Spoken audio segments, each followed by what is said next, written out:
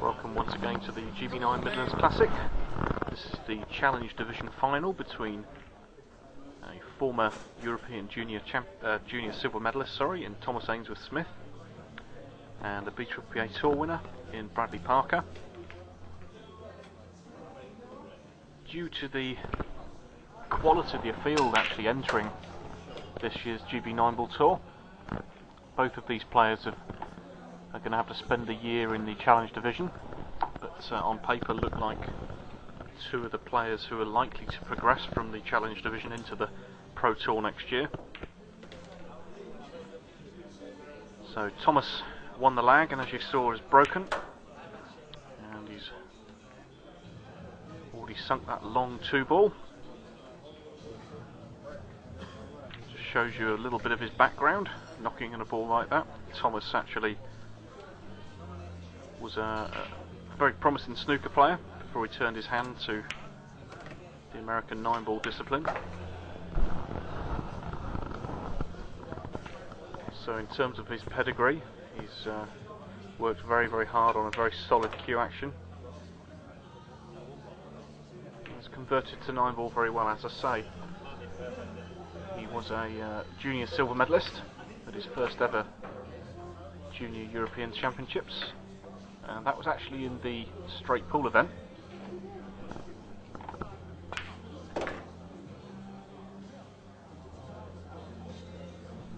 And his opponent in this match is Bradley Parker from Bracknell in Berkshire.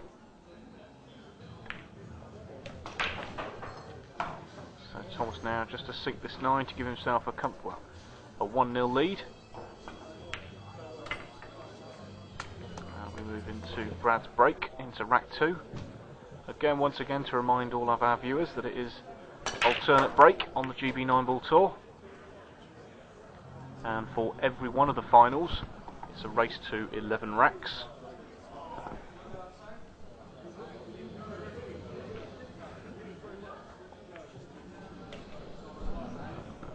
Q Sport TV is the only place where you can watch the GB9 Ball Tour exclusively.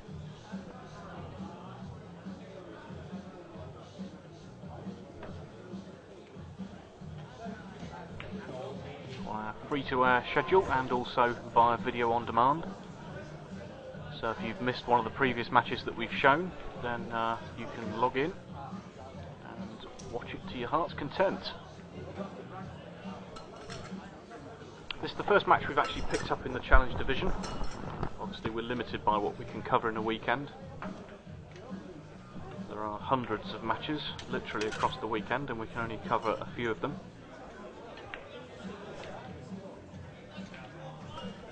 And in this particular instance we've covered the last 16 match from the Pro Division.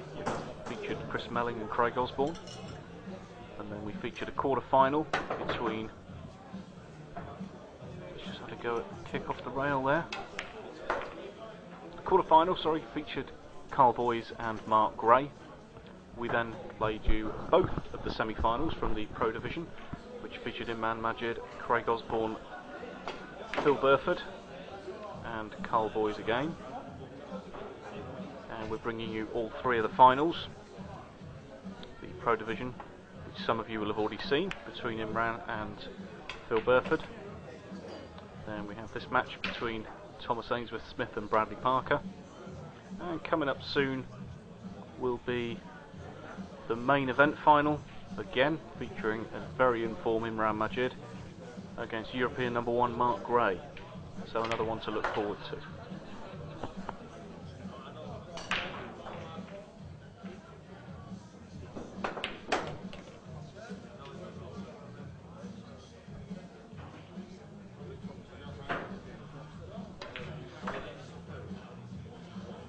A lot of people have stayed around for these finals, which is a good testament to the way the format works, in that 2 of the 3 finals are actually on the Saturday night, and with the majority of the players playing on the Sunday anyway, they stay over and actually lend a bit of support to the players, and that is a horrendous miscue. So horrendous miscues. Just given the table up there. I mean, Thomas is going to say thank you very much. That has jumped over the 4 ball where he's tried to screw that back off the cushion.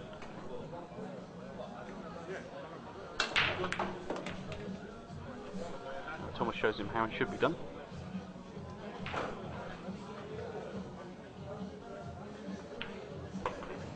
This ball's now looking in a very, very comfortable position.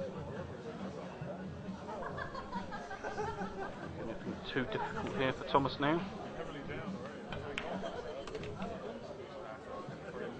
Just the 7 ball sunk. Just the 8 and the 9 to give him a 2-0 lead.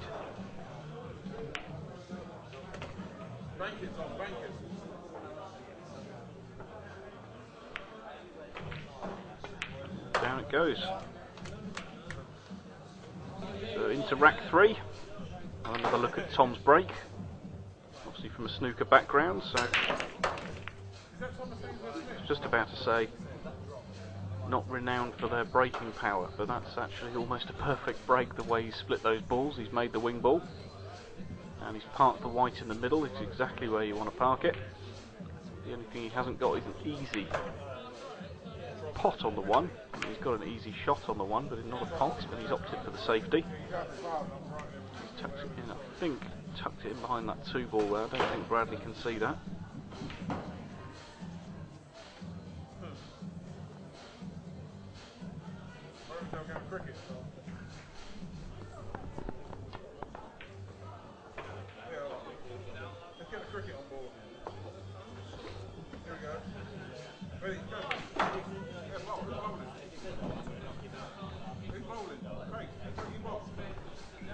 A bit of thinking, Tom. I think he's going to have to go 1 rail here, possibly even 2. He's attempted to kick it off 1. That's where the safety has given Thomas the advantage.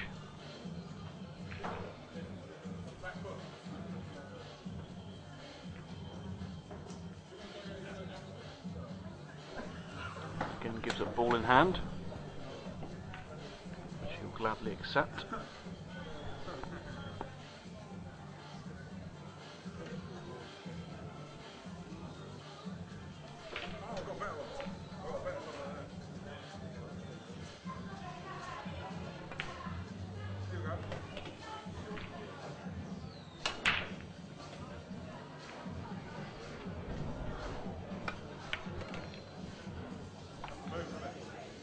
Shot to move that 9 ball there and give himself position on the 4. So far Thomas looks like a great prospect for the future. He's come through a field of 96 in this challenge event to book his place in this final,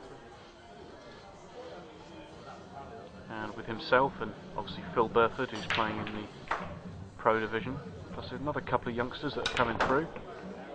Oh, he screwed right back into the pocket, so another unforced error. And he hands Bradley the ball. But yeah, British 9 ball looks to be in a very, very good state. Obviously we've got the world champion, we've got the European number 1, plus then we've got the likes of Raj Hundal, Imran Majid, Pat Holtz, who are all flying the flag for Britain. It seems that the players coming through from the junior ranks, the likes of, as I say, Phil Burford, who's on the Pro Tour, and Thomas Ainsworth-Smith, the future looks very, very bright for British 9 ball. There's no reason why we can't dominate the European Tour and also the world scene for years to come. So Bradley puts this 9 down and pulls 1 back.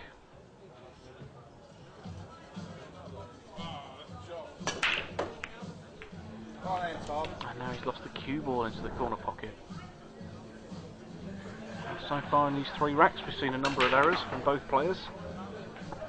Could just be nerves, could just be a little bit of tension in the cue arm.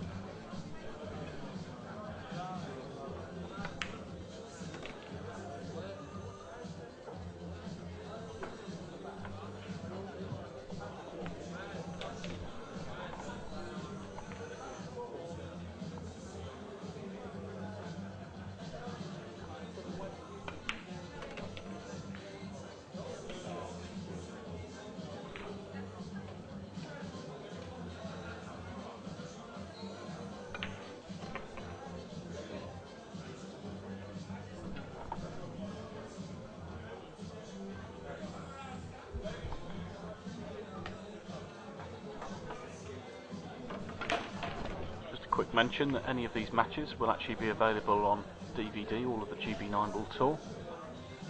They'll be priced £12, and you'll be able to buy them via Q Sport TV's website, or alternatively actually at the venues. The first times they'll be available will be at the London event in Harrow at the end of May. There you'll be able to pick up at least 4 or 5 of these matches that we've seen so far on Q Sport TV.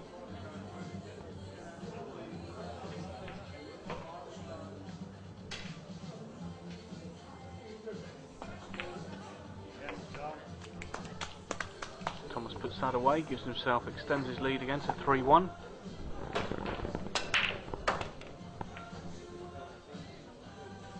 This time lose the cue ball a little bit, but he's got a nice shot on the one ball into the centre pocket if he chooses to accept it.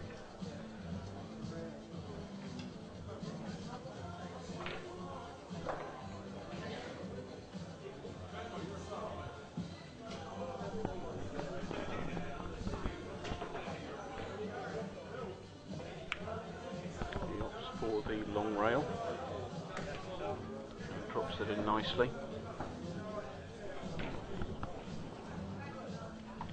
The only major problem I can see in this rack, if it's going to be a problem, is the 6 ball, which looks to be covered into that centre pocket by the point of the actual pocket there. Whether he can drop it in, I'm not sure. Have to see what he does when he leaves himself positioned for that. He may well opt to try and develop that ball.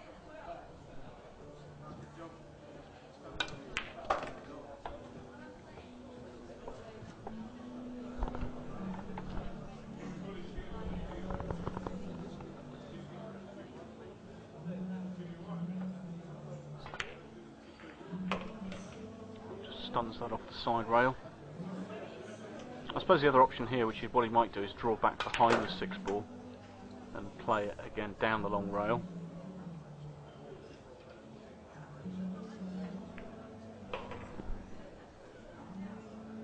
It does look tight. I'm not sure whether that does go in the centre pocket. Oh, obviously did. Wasn't as tight as we thought it was. I think if he wanted a bit more angle on this 8 ball here to now bring the cue ball back up for the 9, he'd want a touch more of an angle there. I don't know if he's going to be able to force this one through, or if he opts for a longer pot. He's had to opt for the longer pot. It's not an easy shot. As I say, a former snooker player, so we'll get down to use it. So, and he sinks that one nice. That's a lovely pot. That gives him a 4-1 lead, so he extends it to 3 racks now in this race to 11.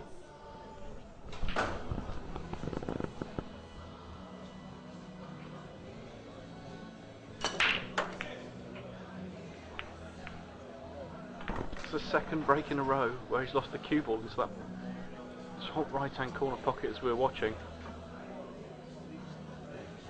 So the luck actually going from bad to worse for Bradley there.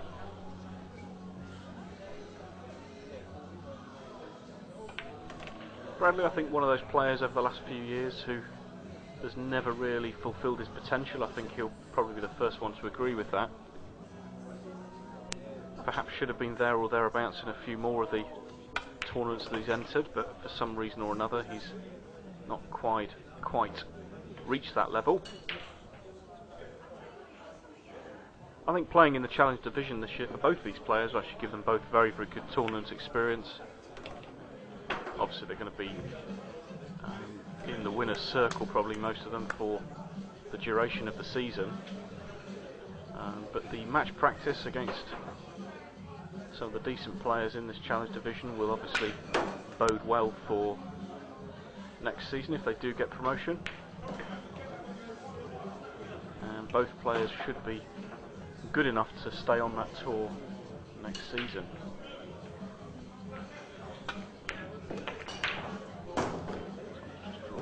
He's almost left himself snookered behind the 8, unfortunately.